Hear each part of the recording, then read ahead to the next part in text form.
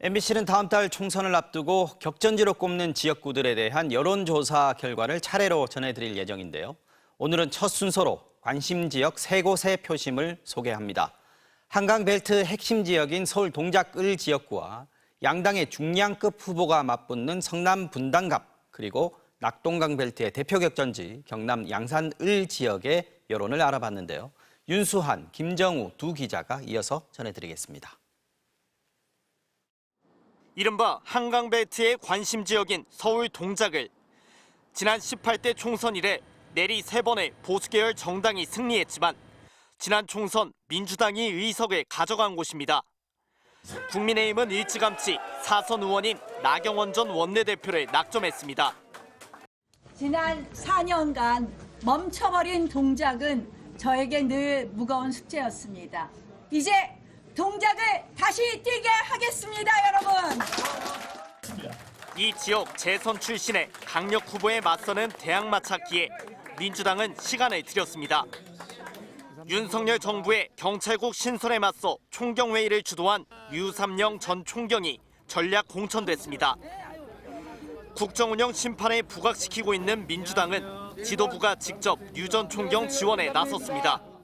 정권을 견제해야 되는 국회의원으로서 권력에 굴하지 않고 사직을 한 제가 적임자라고 생각을 하기 때문에 동작에 국회의원 출마했고 동작에 출마한 것입니다.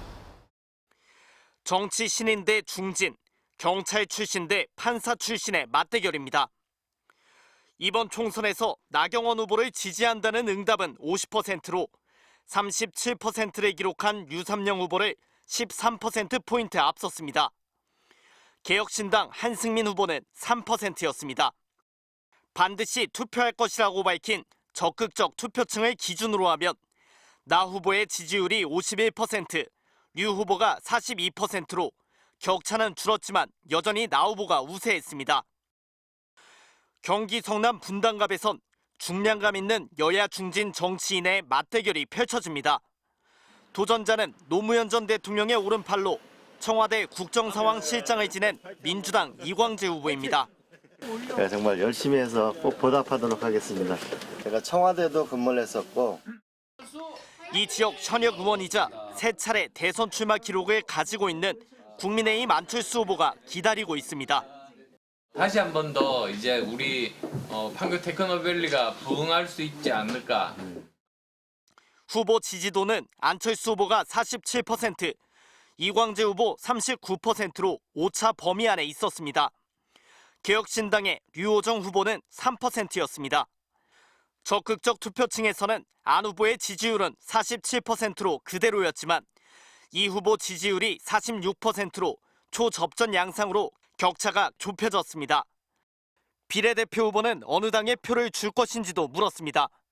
서울 동작을 해선 국민의힘의 31%, 더불어민주연합과 조국혁신당이 각각 19%로 나타났고 분당갑에선 국민의힘의 30%, 조국혁신당 19%, 더불어민주연합 17% 순이었습니다. MBC 뉴스 윤수환입니다. 이곳 양산을은 행정구역상 경남이지만 부산, 울산, 경남, 이른바 부울경의 중심에 있는 곳인데요. 정치 지형상으로도 낙동강벨트에서 치열한 접전이 이뤄졌던 곳입니다. 이 지역 현역은 더불어민주당 김두관 의원입니다. 국민의힘은 영남권 험지로 여기는 이곳에 3선의 김태호 의원을 지역구를 바꿔 투입했습니다. 민주당 김두관 의원을 꺾기 위한 여당 중진 현역 의원의 전략적 재배치입니다. 두 후보 모두 경남지사 출신으로 지역을 대표하는 정치인이자 전국적 인지도 역시 높습니다. 2006년 지방선거 때는 김태호 후보가 압승을 거뒀습니다. 이번엔 18년 만의 재대결입니다. 더 밀어드리고는 싶지. 공약은 좀 할 시간은 좀 필요한 것 같아요. 뭐든지 아직 너무 짧은 기간에 다 추진하기는 조금. 변화가 필요하죠. 병원 문제도 그렇고 여기 지금 심각한 문제들이 많기 때문에 변화가 필요하다 생각합니다. 현 정부 심판에 대한 민심을 흡수하겠다는 후보와 지역 발전이 정체된 데 대한 책임을 묻겠다는 후보의 각오가 맞서고 있습니다. 22대 총선 싸움은 김태호 후보와 제가 싸우는 게 아니고 윤석열 정부의 이념 국정 전반에 대한 심판의 성격으로 이번 선거에 임하고 있습니다. 야당의 8년의 시간에 과연 뭘 했을까? 시민들이 의문을 갖는 것 같아요. 실질적 추진력이 누군가 아마 시민들이 판단할 걸로 보고. 다음 달 선거에서는 더불어민주당 김두관 후보를 찍겠다 43%, 국민의힘 김태호 후보에 투표하겠다가 43%로 똑같게 나타났습니다.